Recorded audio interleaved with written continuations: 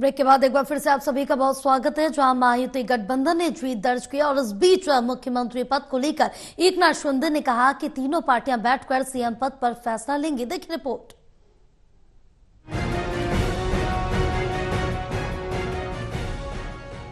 महाराष्ट्र विधानसभा चुनाव में महायुति ने बम्पर जीत दर्ज की है। इसके साथ ही इस पर शिवसेना प्रमुख और मुख्यमंत्री एकनाथ शिंदे की पहली प्रतिक्रिया भी सामने आई। उन्होंने कहा कि लैंडस्लाइड विजय हम लोगों को मिला, महायुति के काम पर बहुमत मिला, बम्पर बहुमत मिला। उन्होंने मुख्यमंत्री पद को लेकर भी बयान दिया। उन्होंने कहा कि अंतिम आंकड़े आने के बाद तीनों पार्टी मिलकर तय कर लेंगे, हम लोग बैठकर मुख्यमंत्री पद पर फैसला करेंगे। उन्होंने कहा कि ज्यादा सीट जीतने का मतलब सीएम नहीं है। उन्होंने कहा कि राज्य की तमाम मतदाताओं को धन्यवाद देता हूँ, हमारी लड़की बहन किसान भाई और वरिष्ठ नागरिकों को धन्यवाद देता हूँ। एकनाथ शिंदे ने आगे कहा कि महायुति के काम के ऊपर जनता ने मुहर लगा दी, इसलिए जनता ने हम पर भरोसा किया। महायुति के तमाम कार्यकर्ताओं को धन्यवाद। ठाकरे परिवार को अपने गिरेबान में झांकना चाहिए, केवल आरोप की राजनीति करते हैं। साथ ही उन्होंने कहा कि पीएम मोदी ने हमेशा सहयोग और मदद दिया है, आगे निर्णय हम लोग तय कर लेंगे।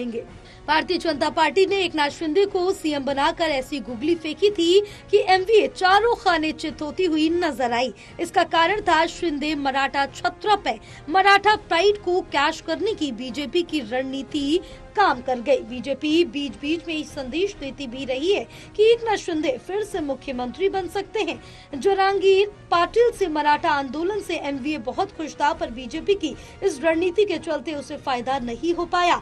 दूसरे शिवसेना को कमजोर करने में भी शिंदे का बहुत रोल रहा। आम मुंबईया ने शिंदे को ही मराठा सम्मान का प्रतीक माना। उनके लिए ठाकरे परिवार बाहरी हो गया। लड़की बहन योजना लागू करने की रणनीति काम कर गई। आम जनता को लगता है कि मुख्यमंत्री एकनाथ शिंदे के चलते उनके खाते में हर महीने रुपए आने शुरू हुए हैं। अगर वो दोबारा सीएम बनते हैं तो और भी अधिक रुपए आएंगे। एमवीए के कई कोर वोटर्स के घरों की महिलाओं ने महायुति को वोट दिया क्योंकि उनके खातों में पैसा पहुंचने लगा था। इसी तरह चुनाव की घोषणा के कुछ दिन पहले ही कई टोल प्लाजा से टोल हटाए जाना भी कारगर साबित हुआ। गठबंधन ने हिंदू वोटर्स के ध्रुवीकरण के बटेंगे तो कटेंगे और एक है तो साथ है का सहारा लिया, तो दूसरी ओर एनसीपी के मुस्लिम कैंडिडेट को सपोर्ट करके ये भी जता दिया कि मुसलमानों के विरोध नहीं है। चुनावों के ठीक पहले एकनाथ शिंदे सरकार ने मदरसों के शिक्षकों की सैलरी बढ़ाकर गठबंधन ने यहाँ संदेश दे दिया था। इस तरह एनसीपी और शिंदे शिवसेना को मुस्लिम वोट भी भर भर कर मिलते दिखे। भारतीय जनता पार्टी ने शुरू से ही अपनी रणनीति में स्थानीय राजनीति को महत्व दिया। हरियाणा में प्रधानमंत्री नरेंद्र मोदी से बहुत ज्यादा प्रचार प्रसार नहीं कराया गया था।